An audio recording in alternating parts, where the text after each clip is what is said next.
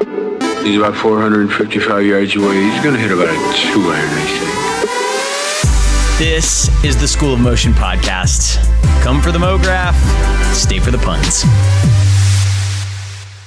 Cub Studio, based out of London, is consistently on the list of MoGraphers' favorite studios. They've managed to, in a very short amount of time, create some insanely memorable pieces and develop a unique and recognizable style. Now, as successful as Cub has been, it's still a challenge to run a studio in today's market. I mean, we've all heard the stories of budgets shrinking, there's a shortage of motion design talent, and the trend of clients bringing MoGraph in-house instead of partnering with studios. And it's not getting any easier, so what's a studio to do? Well, Cub has recently joined the ranks of Animade, Elo, and Identity Visuals in spinning off a side business that leverages their motion design skills, and it's called MoShare. MoShare is a platform for sports teams to easily create motion design content for their social media channels that's totally customizable, on brand, high quality, and available in a few seconds from a render farm in the cloud. It's a subscription-based revenue stream for Cub that can help them flatten out the spiky nature of revenue that studios typically have to live by, feast or famine. In this chat with Fraser, he tells all about the idea behind MoShare, the tech they use to pull it off, and how he feels about the future of ventures like this in our industry. If you're a motion designer with an entrepreneurial tendency, you will definitely love this one. So let's get to it. Hey, Fraser, thank you so much for coming on the podcast, man. It's good to talk to you again. No problem. Good to speak to you. Yeah. So I think a lot of our listeners are familiar with you and your work, but doing a little research, I realized Cub hasn't been around as long as I thought it had. Could you tell us a little bit about the history of Cub? Like, how long has it been around, and how has it grown from day one? Sure. I think it's about 4 years now. We've been around. I mean, I've been kind of in the industry for 12 years, something like that. And I've been a freelancer for 2 or 3 years before we set up Cub. I used to kind of work with a sort of collective of independents, including, you probably know Simon Tibbs and maybe Dina McAngie. And we kind of worked together in an office for a while. And at a certain point, it was just it's very difficult to kind of run a collective where, everybody's busy and you can't really kind of get, have people work on your jobs if they're, have other commitments. So at a certain point, I kind of had a chat with one of my friends from a guy I've known since school. And we kind of said, look, there's a sort of opportunity to do much more work here. So Ben comes from a marketing background. You've met Ben, we just decided to kind of create a studio, try and take on a bit more work, and sort of slowly grow it from there. And we started just the pair of us in a small office, and I think now there's all including sort of remote sound people, etc. I think it's about 8 or 9 of us. Wow. Okay. So was the motivation just to be able to take on more work and do bigger projects, or were you kind of chasing that goal that a lot of motion designers have when they start out of, I want to own my own studio, and it's just kind of like, that's the top of the mountain? It's I think it's sort of a strange organic thing, really, in that, at a certain point you'll find that you get offered more work than you can do. And that's that can be quite, I don't know, it sort of, eats away at you. And you think, God, if I just had another pair of hands, I'd be able to do this much more. And if I had another pair of hands, I'd be able to do this much more. And it kind of grows organically from that, really. It wasn't any kind of long-term vision to create a particular studio I had in mind. It was just kind of fulfilling a need sort of one step at a time, I think. Yeah, I think that's a really smart way to do it, because I've talked to studio owners who have done it both ways, where they sort of have a dream and a vision, and if you build it, they will come sort of mentality, and then the ones like you that just sort of get to a point where you can't do all the work yourself. You have to scale to do it. And so I'm curious, what are some of the challenges that you had to face and have had to overcome going from freelance Fraser into studio owner and now boss, and having a staff? Yeah, I mean, certainly going from one person to two is the hardest stage, really.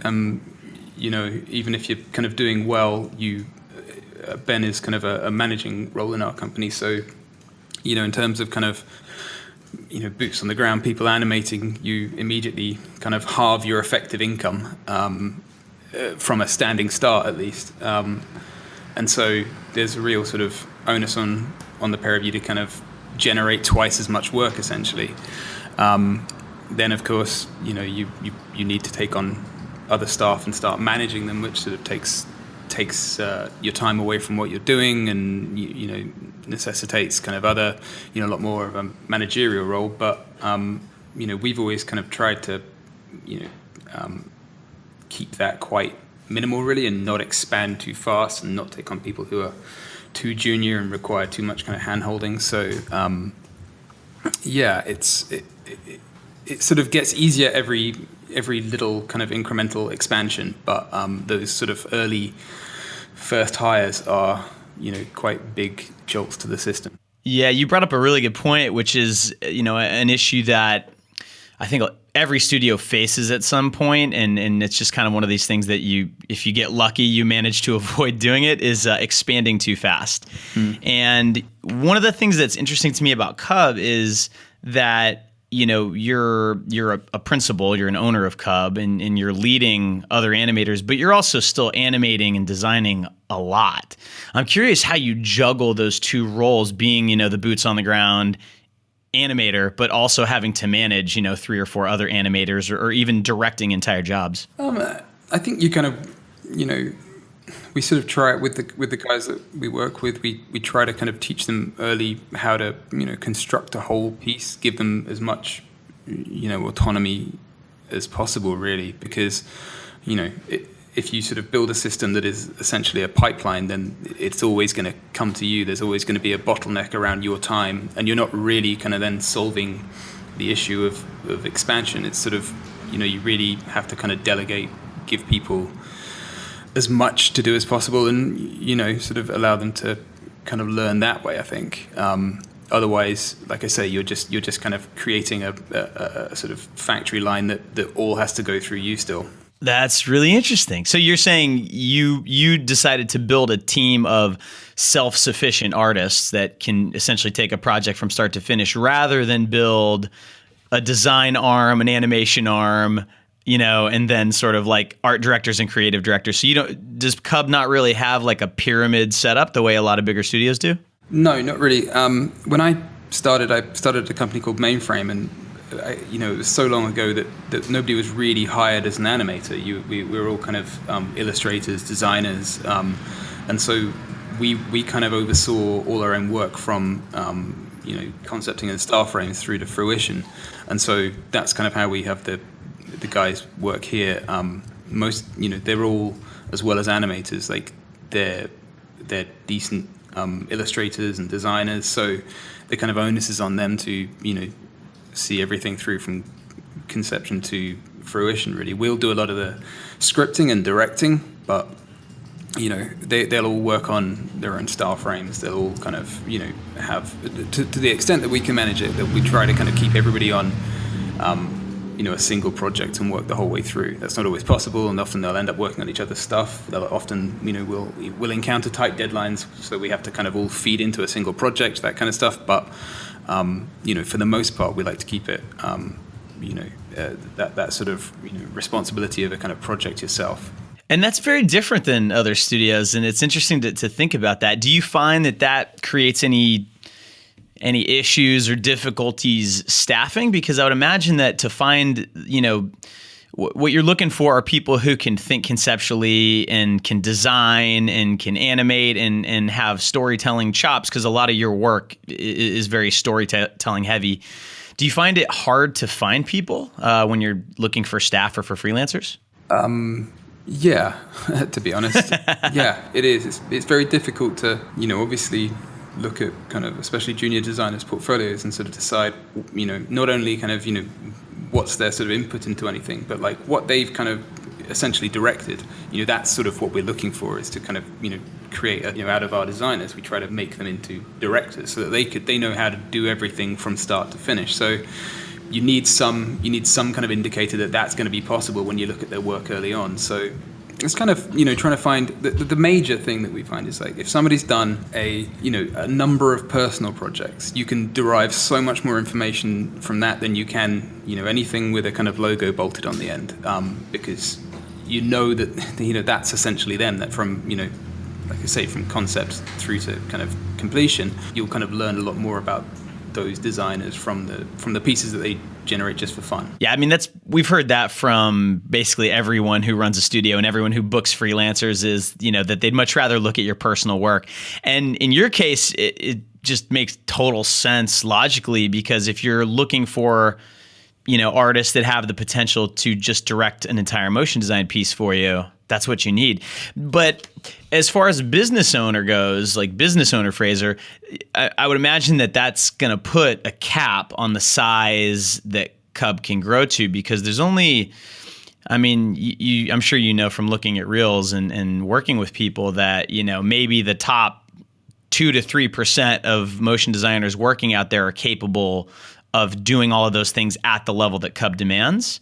Do you worry about that at all? That not having a pipeline is gonna keep Cub from growing to a certain size? I mean, I don't worry that we won't grow much more than we are. I think, sort of selfishly, I always want to working. I kind of like being, part of the process, and I didn't kind of, set this up to kind of put myself in a situation where I'm no longer doing the thing that I enjoy. I think, we'd be quite happy if we, even if we were turning away work at a certain rate now, because, we're all kind of busy all the time. I know that's not really a good answer to the question, really, but I think I'd be happy to stay under 10.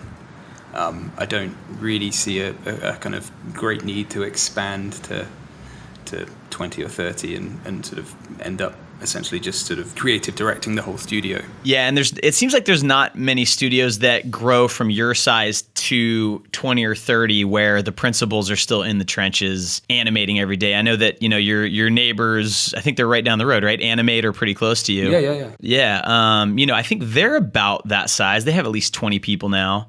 And the principals, it seems like they still try to get their hands dirty and animate, but I'm sure that there's probably middle management now at this point. Yeah, I mean, it must be very difficult just to find the time with that many people to look after and to direct. Yeah. Okay. Well, let's dive into the thing I really want to ask you about here. So, Animate's a good example of a studio. There's also Elo in Italy and Identity Visuals in Tennessee.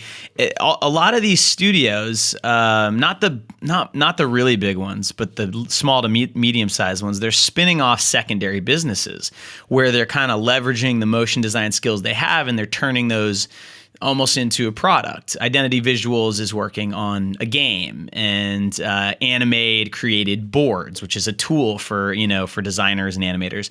And now Cub is getting into the game with MoShare, which I want to talk about. But I'm curious if you have any thoughts on why this trend seems to be taking off right now. I mean, I think maybe as much as anything, it's just kind of the availability of better technology. I think, in the past, this kind of stuff was the preserve of tech companies, and, animation was sat in certainly After Effects animation kind of sat in it's probably a little bit behind due to just the Adobe software. It's kind of sits on its own in this sort of slightly strange place that isn't really, web and tech, and it's kind of its own thing. The digital video is quite an old, medium really at this point, and really, the sort of the big changes in recent times were kind of coming from where it was being placed rather than the nature of the video itself. So it's just, Instagram, Snapchat, different kind of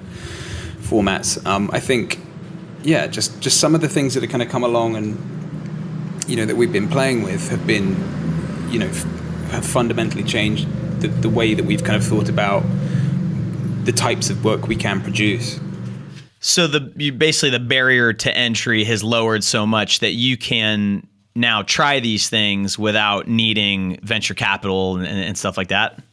Yeah, the off-the-shelf technology is relatively cheap to mess around with. Kind of, for example, something like Data Clay, which is what we've done is based off. And yeah, it's it just means that these options are kind of open to you now, whereas they may not have been in the past. So, do you think that part of the reason that so many companies are doing this is because it's getting there's more competition, there's more studios, and a lot of clients are bringing this kind of work in-house? Is it getting harder to operate a studio? Do you think that's part of it or no? It might be. I don't think that's the kind of primary reason from our point of view. We're not really tech people, so this is kind of a bit of a venture in the dark for us, a bit more of a risk. I think the anime guys are much more tech savvy and have produced a lot of stuff in the past that's sort of along those lines. We've kind of come at it from more of a sort of straight creative point of view, and like, well, how can we do this very simply? How can sort of a bunch of people who don't have a lot of training outside of standard animation software, how can we kind of produce something? I mean, I guess there's always kind of the idea that these things are it's useful to have income while you sleep. That's that's something that's not really the preserve of what we do. We very often it's project based. You get a fee for the work you've done, and that's the nature of our income. And that of course can lead to very sort of up and down periods. But I think I think like it's mostly due just to the sort of availability of the technology and the sort of the massive expansion of video online and on social media, particularly social media. Cool. Yeah, I want to dig into that phenomenon you talked about a little bit later. But the revenue for a motion design studio is lumpy. You do a job, you get a check, and then and then nothing until you do the next thing. And I can definitely see the appeal of having a recurring revenue stream. So why don't we just jump into MoShare? Can you explain, and we're going to link to it in the show notes so everyone listening can go check out the website, which is really well done and does a great job of explaining MoShare. But could you just do your best and explain to everyone what MoShare does?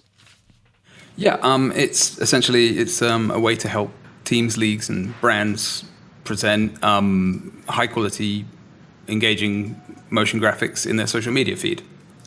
That's it, really. Okay, so like what would an example be of a way that this could be used?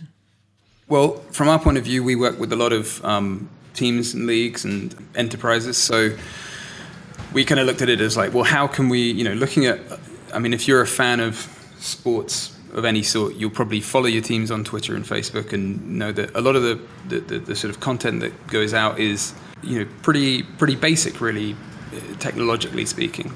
And in if there's due to the nature of the kind of throwaway nature of social media, it can be relatively low quality. So we kind of wanted to take the kind of the tools that we had in terms of the quality of animation and the ability to using technology kind of generate that very quickly, in a very responsive way, to dynamically react to real-time data and inputs and scores and team lineups and things like that, and be able to just create something bespoke for teams that allowed them to present their brand in a much more slick, much more engaging, high-quality way.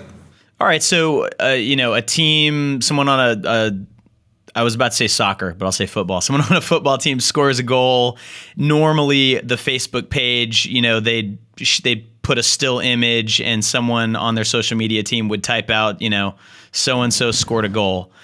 But with MoShare, they can very quickly post a really slick animated celebration with that player's name and the new score. Is that essentially how it works? That's right, yeah. So we've kind of developed a back end that can work from your phone or from a laptop. So if you're a social media manager and it's a Saturday and you don't happen to be at work and you're not sat in front of Photoshop, you have a kind of tool set to be able to very quickly mock up something that you can post directly from our platform to your social media feed that, as you say, celebrates a goal or gives a halftime or full-time score update or sets the lineup for pre-game or some of the things that we worked on show various in-game, post-game stats, possession, territory, yards gained, all this kind of stuff. All of this stuff you can kind of do, very quickly and simply from your phone. And the motion graphics reacts dynamically to those inputs and creates a sort of bespoke piece of content for that instance. I mean, I think it's brilliant. And in a little bit, I want to dig into exactly how you're doing that. But okay, so where did the idea for this come from? Were clients asking you for stuff like this and you were like, well, this is like, we're not set up to do this. Let's figure out how. Or did you have the idea and go pitch it to your clients? As you say, like we'd seen sort of bits and pieces in the past that used, data feeds and things like that. I think where we're a little bit different is that the sort of request to us that was made was that wasn't exactly what our clients kind of were looking for. They wanted something that they were able to, had editorial control over so that they could generate it themselves. They were sort of part of the input. It wasn't just kind of derived from a data feed that sort of spat out content.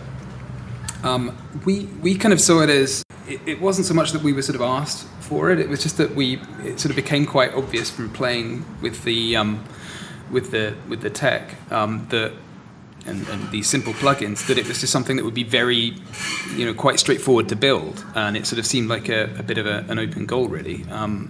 So that's kind of why we started to look at it more seriously. Is MoShare now a completely separate company from Cub? Do you have separate staff for it, or is it just kind of a spin-off and you're building it really slowly? Yeah, it contains different people, but there's some overlap. So yeah, we for those reasons, it needs to be a separate legal entity. But it's basically all of us still with some extra people. Gotcha. Okay, and let's dig into the tech of this a little bit. So. I can remember a few years ago, Buck did something kind of similar to this for, I want to say it was the U.S. Open tennis tournament. And I've talked to Lloyd Alvarez from AE Scripts about, hey, there's all these APIs now and data feeds, and is there some way you can pull that into After Effects? And it seems like this is the year that, it's starting to show up in the marketplace. So what has taken so long to be able to do this? I'm not sure. I mean, from our point of view, I think I would always have been, quite scared of this. I'm a bit of a Luddite, really. I'm not the best person to sort of speak to the technological side of it. We've just used we just used DataClay, very kind of simple off-the-shelf plugin that, very quickly became obvious was very powerful and had this sort of, real potential to change what we were doing. I don't really have a great kind of understanding of how long this type of thing's been around for. It's just kind of the ease of use and sort of having taking a look at the tech and just thinking, God, this is really straightforward. I mean, if we, maybe if what we've done kind of inspires people who are more tech-minded than me, then yeah, that's probably a good thing as well. So are these templates that you guys are building, you said that your clients wanted the ability to control them, but do they also have the ability to set up automation? Every time there's a goal, there's an animation that kicks out the new score with whoever scored the goal, or is this still the client has to sort of trigger a render to happen? The client has to input the data at the moment. There are ways of kind of having it be fully automated. At the moment, I think it's very difficult to kind of convince a social media manager that here's this tool that does your job for you. How's that? So at the moment, we're kind of building it with a back end that allows people to. There's some sort of if you have a look at the site, there's some kind of you can see sort of how that works. It's very kind of simple inputs, input fields, and then hit render, and it renders and pops up on your phone sort of 10-15 seconds later. I think at the moment that's just what people would prefer to see. I don't know if there's a very good rational reason for that, other than, as I say, a want to kind of remain in control of something. Always with new technology, I think there would be a reluctance to just have it sit there and sit and plow away in case there are issues with it. And so at the moment that's kind of how it's working at the moment. So let's talk about the tools that you're using to do this, because I know everyone listening is probably dying to know how you're doing this. So can you talk about, at least on the After Effects end, why don't we start there? How are you enabling clients to kick out After Effects renders that are custom and with custom text and turning layers on and off, I'm assuming, in different colors? How's that working? It just we're just using from my end, we're just using data clay. So in terms of the After Effects files, they just use data clay. I know how I built it and handed it over to our developer. That's not how it works anymore. It's much more sophisticated from that end. But right, you can basically run off Google Docs. It'll run off a straight kind of spreadsheet. So are there just a lot of expressions in these After Effects projects turning things on and off based on the data that's coming in? Yeah. There'll be, so for example, to take the rugby game analysis piece that we made, that kind of uses possession and territory stats to adjust pie charts and graphs. Obviously, all the typographic stuff can be switched in and out as well, so that you have scores and are represented just by the sort of single inputs from the spreadsheet. Things like colors and logo swapping in and out is a little bit more complicated, but not hugely, and it's sort of quite doable with sort of relatively standard expressions. So data clay, I'm actually looking at the website now, and the actual tool is called Templater, which I've seen before, and so there's also some other piece to this, which is some sort of interface that the client can access. Now, you said that this tool data clay can run off of a Google Doc, a sheet, or something like that. Is there another tool that lets the client have a slick interface that they log into their account and they push a button and type in two things and they're done? Yeah, that's the bit that we've kind of developed. The back end to that we've developed.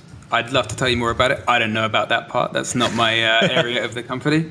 But yeah. Okay, so you've actually hired developers to build a custom solution for that. Yeah. Okay, interesting.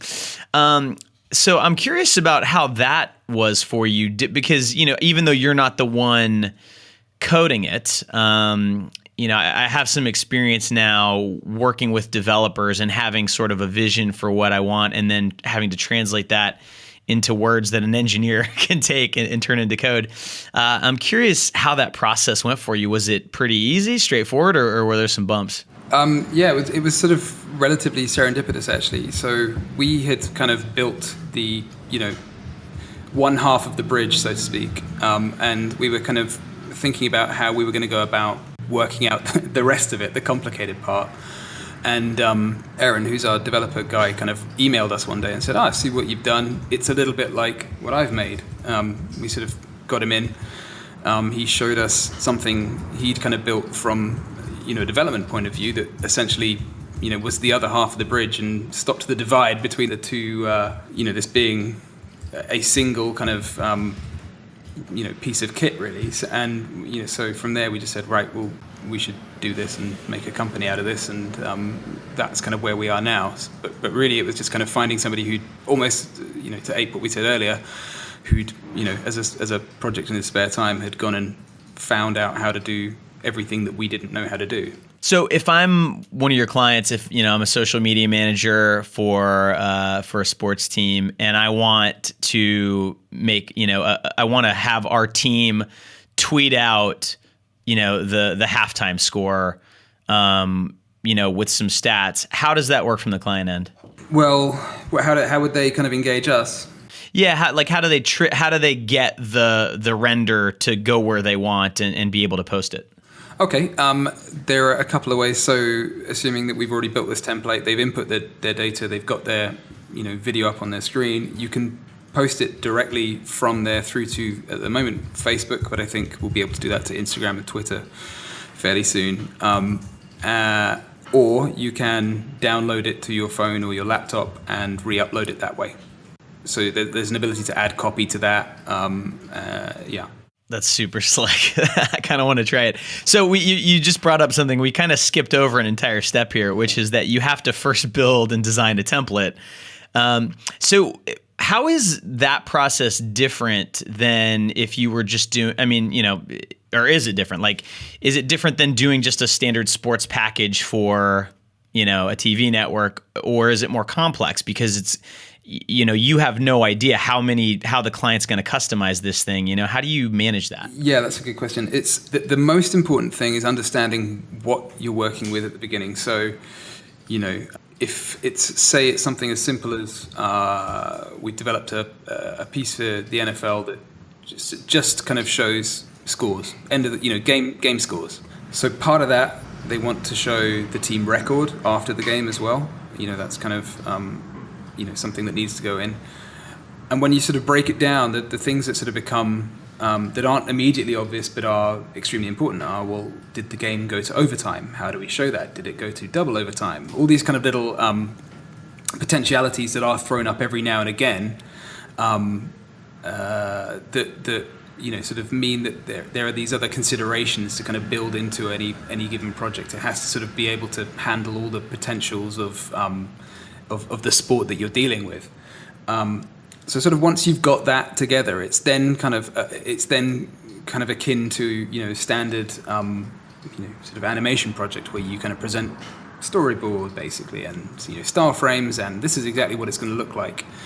And then from there, it's you build it, but sort of with the added proviso that it is then harder than in a standard animation to add additional functionality.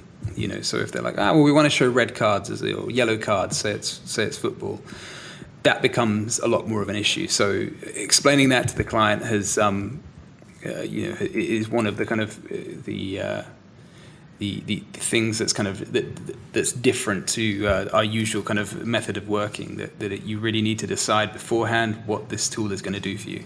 Well, in that way, it's a lot like a software development project where you have to sort of scope out the requirements first and try as best you can to lock those down, because if you try to change them in the middle of the coding, you basically have to undo everything. And, I'm imagining like if you did something for like the NBA where scores could be 2 digits or 3 digits. And maybe sometimes, some like a player could score 1 digit's worth of points in a quarter, or they could score 2 digits. And the design has to adapt to that as well. So are you mocking up sort of as many use cases as possible in the design phase to say, okay, well, if it's 3 digits, it looks like this, the font's this size.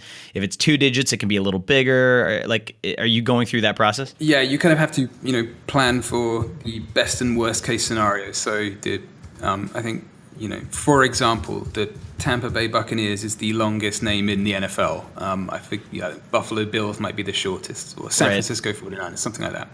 And so, you need to make sure that it works for both of those things. Like you say, you need to account for, very high scores. Maybe there'll be a game in which you find yourself sort of looking up records for things. So what is the highest yardage ever recorded in a game, and then add 10% just in case, to how long a bar graph needs to be, something like that. How many overtime periods are there? Can there be? How do we show that? How is there an extra tab for that? It's those kinds of considerations. You try to figure it out before you go into it, but there's always things that kind of occur during the process that we need to find out how to incorporate this esoteric rule or such. All right. So once you've kind of locked down the design and you've spec'd everything out to where, worst case scenario, that template still works, what happens next? Do you have to animate 10 different versions, or can you just animate it once and have the coder do the rest? You create one version. You have a single kind of animation that then draws on other files. And like I said, as long as the files it draws on don't break the template, then that's what goes off to get developed.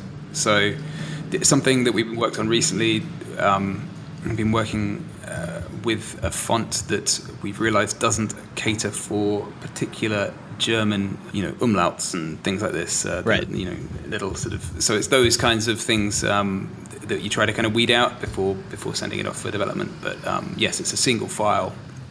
Generally, there are sort of instances where clients want something that will post both to Instagram and then to Snapchat. It's important in that case to have one signed off before you duplicate the project file and make another. But yeah, I mean, I guess in the same way, if you're doing language versions, for example, in a motion graphics project, like you don't want to be working on multiple concurrent files. You want to sort of have a sign off and then start duplicating pieces of work. Sure. All right. So it sounds like the design phase is a little more intricate. The animation phase is essentially the same as it would be in a typical motion design project. But then I'm imagining that anything that's going to change, type, layers turned on and off, things like that, are going to have expressions on them to allow that to happen. So whose job is that? Is that a separate step, or do you need an animator who also knows code? No, so that would, I've worked on most of that kind of thing. That's relatively straightforward. Using template has been very, very simple. Yeah, I think, I'd recommend anybody go and, purchase the sort of $30 version and play around with it, because it's very interesting and fun. But it's pretty straightforward. Like I say, the bit that kind of comes after that, where it becomes integrated with the back-end website inputs, that's sort of out of my jurisdiction. Right. But it's above your pay grade. Yeah. From my point of view, it's very easy. It just goes off and then it comes back and it works and it's lovely. All right. Well, now I'm curious. I'm going to have to go check out this templater tool. So the tool actually creates the code that allows you to swap things in and out. You don't actually need to be a code genius and go into expressions and get really fancy. No. Oh, that's amazing. All right. Well, I got to make sure I get an affiliate link for that, because I'm pretty sure a lot of people are going to want to try it after listening to this. So let's talk about the business end of this a little bit. So, it sounds like you guys saw an opportunity here, and now you've built the tools, and some of it's custom, some of it's off the shelf. And now you got to go out and you got to sell this to clients. Do you find it at all difficult to explain to your clients what this is and why it might be useful to them, or do they just get it? Yeah, it's very difficult. We're lucky, like we've got kind of existing relationships with people that kind of trust us, so we're able to almost kind of trial new things with them.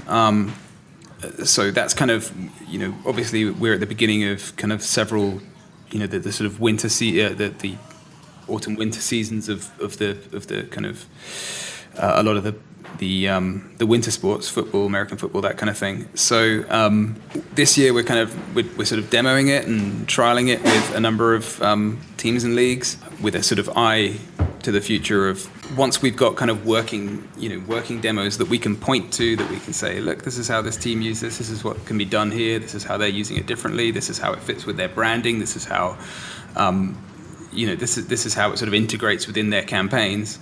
Then at that point it'll be easier to say, and this is how you could have it sponsored, or this is how, this is why it's worth the money. Cool. I mean, yeah, I was going to ask about the real benefit to the client. Is it just, their social media posts are cooler looking, so they get more engagement? Is that essentially why they should spend the money? Yeah, I think so. It's also, saves a lot of time. Speaking to, one social media manager who in the UK, he's responsible for the scores of a US league. So come Monday morning, he has to present all of these scores, and it's like, well, I have to get up at 5 a.m., get my Photoshop files out, and start kind of, hacking together logos and,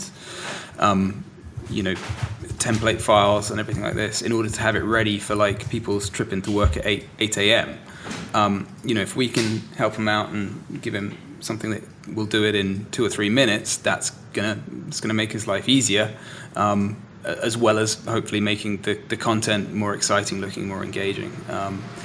Same for, as I said, a lot of sports stuff happens at the weekend when you don't have an office staff there to work up very sophisticated graphics. So to have something that kind of you can do that from your phone with, we hope will be a benefit to these teams and the people that work there. That's brilliant. And it sounds like you could also have After Effects create really high res stills, if they wanted to use this for key art or for just still social media posts, it could work that way too. So okay, I totally understand the benefit now. So it's not just it's going to look nicer. It's going to save you a lot of time.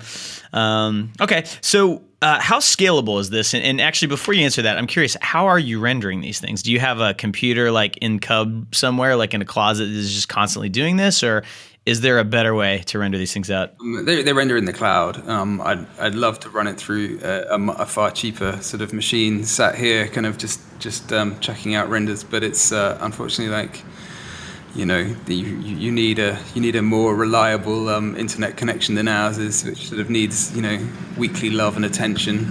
Right. So we've got a slightly more sophisticated system that's more solid and stable. You could do it that way. Certainly, if the sort of stakes weren't as high as they can potentially be.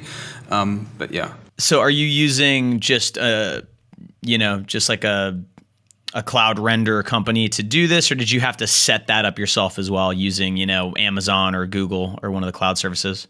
Yeah, I think it's Amazon. Again, like I'm a real Luddite when it comes to this kind of stuff. It's just not the part of the stuff that I get involved in. I just leave that to professionals. But yeah, I think it's in the Amazon cloud. Gotcha. Okay, so then that almost answers my next question. But the question is, how scalable is this? If you had a big year and you sold this to every NFL team, every Major League team, every Major League Baseball, hockey, football, every European league, and you've got dozens of these things being kicked out every 10 seconds, when does it start to break, or can it actually scale to be that size? You can scale it. Obviously, you can just throw more servers, more machine power at it. Although that's not always necessary. If you're dealing with sport in the UK as well as the US, the kickoff times are different. So you have kind of, you don't want to have too many sort of servers lying idle, just to cater for, you wouldn't have a server for every team, I guess, in that sense. You'd do it a bit smarter than that, and you'd kind of work out, how these things could fit together in a temporal sense so that you're not kind of overlapping renders and nobody's delayed and nobody's content's kind of having to be queued up. Yeah. And do you optimize, I'm assuming you do, optimize these After Effects projects to render quickly so that, clients aren't waiting for a 45-minute render? Yeah, that's right. I mean, they should render in sort of, 10, 15 seconds, really. Ideally, you want something that's going to be there and pop up on your screen just after you've sent off the data. So, there's a lot of kind of pre-rendering elements, a lot of kind of, tritone recoloring of bits and pieces. Anything that's, sort of particular or uses, Newton or something like that would most likely get pre-rendered. So yeah, you do what you can to make it as quick as possible. Yeah, I assume there'd be a lot of pre-rendering, any 3D elements and things like that. So how do clients pay for this? So earlier you talked about the kind of the lumpiness of revenue for motion design studios. It's just kind of inherent to the business. But now you've got a situation where you are asleep, but your After Effects machine in the cloud is rendering stuff that your client's paying for. So what's the business model here? How do clients pay for this? We're kind of looking. We're not entirely kind of settled on a sort of a unilateral idea for this. It kind of depends on the client. There are some teams that would use this many dozens of times a season. Some that might not use it so frequently. So essentially, it would be a subscription model with a yearly subscription, and that kind of then takes into account the initial setup of the files, as well as any kind of addition to that. So adding players who've been signed in the off season, changing jersey colors, kit numbers, all this kind of stuff, the upkeep of the file, as well as the the overheads of the server costs and things like that. So has this already started to help smooth out the revenue stream for you? Have you seen, you sleep a little easier now because there's kind of this low level of recurring revenue? Not yet. I'm hoping for that. I mean, there's we're literally just kind of getting started. So we're just sort of about to launch 2 or 3 first forays into it. We're hoping that further down the line that will be the case. I mean, there's always at the moment we kind of see this as an investment in another revenue stream. So we're hoping that'll be the case. But there's always kind of an initial hole in the ground that you need to fill with money. Exactly. And then light it on fire sometimes.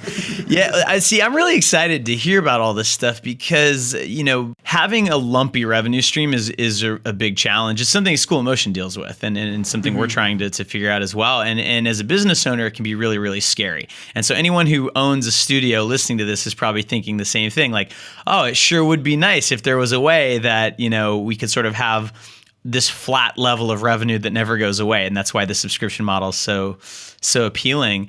And it also, I'm curious about this too. I mean, if you get the pricing down and you can sign people up for a year-long subscription, you can actually do the design and the animation almost as a loss leader, kind of the way like an ad agency does with their creative because they make money on the ad buys.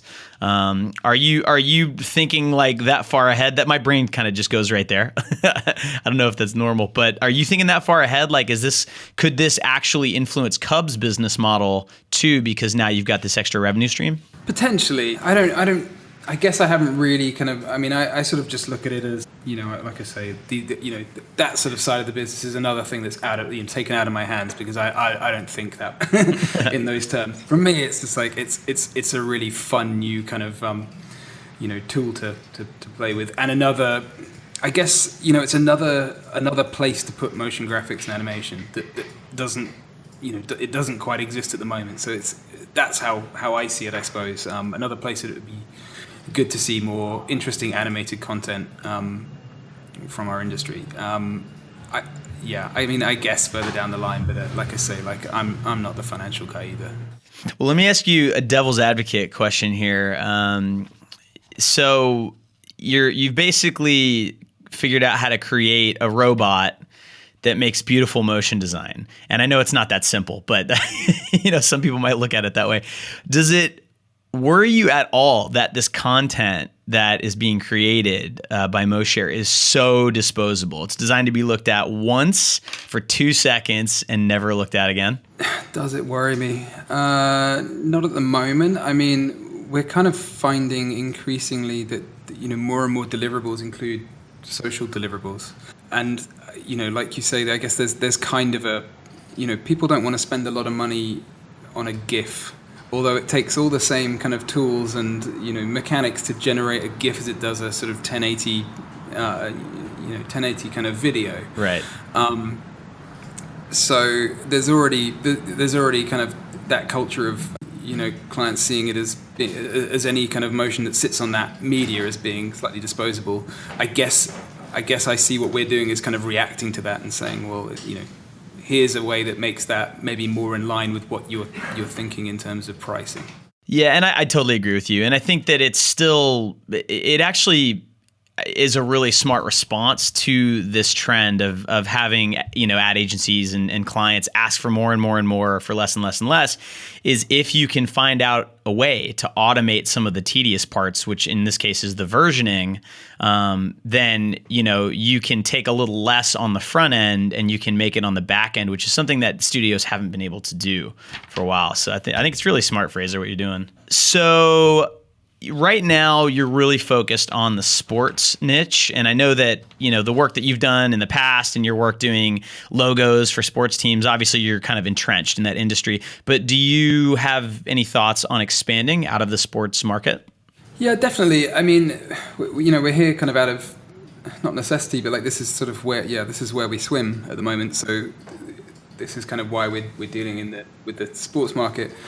Absolutely. In terms of, I don't know, just booking a holiday, having a piece of social content that kind of shows, say, an airline could produce an airline brand that just says, look, this person's flying from here to here at this time, they're going on holiday.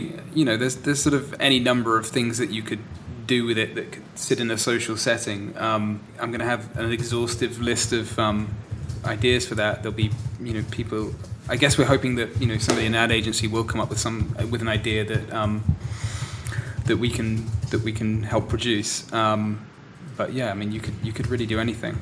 I think that's going to happen sooner rather than later. I think once ad agencies kind of really latch onto this, every brand is going to have one of these in the cloud, kicking out work for them. So my last question for you, Fraser, listening to you explain the process of how you built this, it actually, I was expecting it to be a lot more technically complicated than it sounds. Obviously, part of it's custom, but essentially with off-the-shelf software, you can get halfway there. What was the biggest challenge in putting all of this together and getting it off the ground? Probably not anything I was involved in. That's the best way. Probably all the other stuff. I think probably the biggest challenge is still going to be convincing people that this is something that they need. And like I say, in part, that's going to be from, showing by example. So like, here's a cool company that uses this already.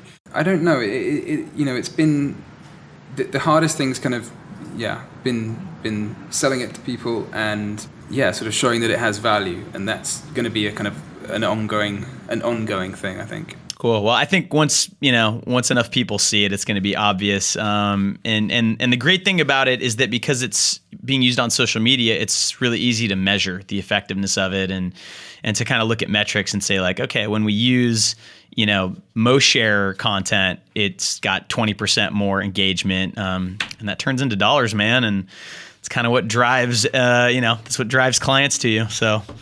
No, that's good. I hope so. I agree.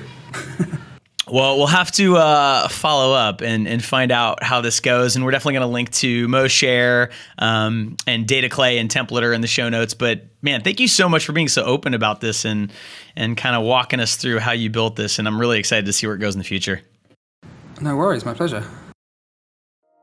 Check out moshare.co.uk to take a look at this amazing use of motion design, and all of the tools and software Fraser recommended will be available in the show notes for this episode, which you can find at schoolofmotion.com. And while you're there, sign up for a free account, which gets you access to tons of project files, bonus downloads, and our legendary Motion Mondays newsletter, which brings you up to date on the MoGraph industry each Monday in about 2 minutes. Thanks so much for listening, and thanks to Fraser and the entire team at Cub for being such amazing artists and people. That's it for this episode. Peace.